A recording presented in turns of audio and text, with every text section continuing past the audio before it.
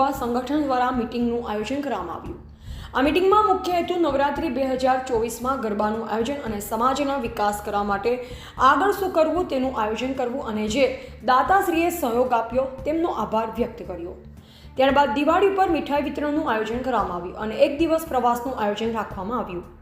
યુવાધન બરબાદીના રસ્તે ન જાય તેના વિષય પર વિજયભાઈ રાવલે માર્ગદર્શન આપ્યું। આ મીટિંગમાં ઉપસ્થિત તપોધન ધાનધાર સમાજના આગેવાન શ્રી નવીનભાઈ ત્રિવેદી, પ્રમુખ શ્રી પૂર્વ પ્રમુખ સુમતિભાઈ રાવલ, જીતુભાઈ રાવલ, નાયબ તાલુકા વિકાસ અધિકારી નરેશભાઈ રાવલ, શિક્ષક પ્રવીણભાઈ રાવલ, અશોકભાઈ રાવલ, તપોધન યુવા સંગઠનના પ્રમુખ વિપુલભાઈ રાવલ, ઉપપ્રમુખ નરેન્દ્રભાઈ રાવલ, મંત્રી તરીકે બ્રિજેશ રાવલ, સહમંત્રી મુકુંદભાઈ રાવલ હાજર રહ્યા। ભોજનના દાતાશ્રી જયેશભાઈ ત્રિવેદી અને કેતનભાઈ રાવલ દ્વારા આયોજન કરવામાં આવ્યું।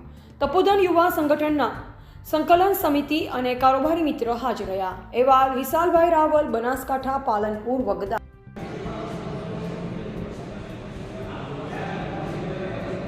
હું નવીન ચંદ્રા ત્રિવેદી, પ્રમુખ તપોધન બ્રાહ્મણ સમાજ દાનદાર વિભાગ, આજરોજ યુવા તપોધન બ્રાહ્મણ યુવા સંગઠન દ્વારા મીટિંગનું આયોજન કરવામાં આવ્યું। વીર દાદાની પવિત્ર જગ્યામાં મહાન મુકામે આજે સરસ આયોજન કર્યું। યુવા સંગઠનના મિત્રો હાજર રહ્યા, સાથે સમાજના પ્રમુખ, માજી પ્રમુખ અને ગામના અગ્રણીઓ પણ હાજર રહ્યા। ખૂબ સરસ રીતે કાર્યક્રમનું સંચાલન થયું। યુવા સંગઠન હવે ભવિષ્યમાં શું કામ કરવા માગે છે એના માટે એમને 2-3 પ્રોજેક્ટ રજૂ કર્યા। એક મીઠાઈનો, એક હેલ્થ ચેકઅપ કેમ્પ, આવા અનેક કાર્યક્રમો કર્યા। ગઈ વખતનું જે અમને એગ્રોપોલિસનો કાર્યક્રમ કર્યો એના બાદ હિસાબ અમને રજૂ કર્યા અને સમાજમાં જે બધી છે, યુવાનોમાં જે વિશેષ બધી છે અને કુરિવાજો છે એના માટે પણ વિજયભાઈએ ખૂબ સરસ ધ્યાન દોર્યું અને સમાજને આવી બધીઓમાંથી દૂર કરવાની જરૂર છે।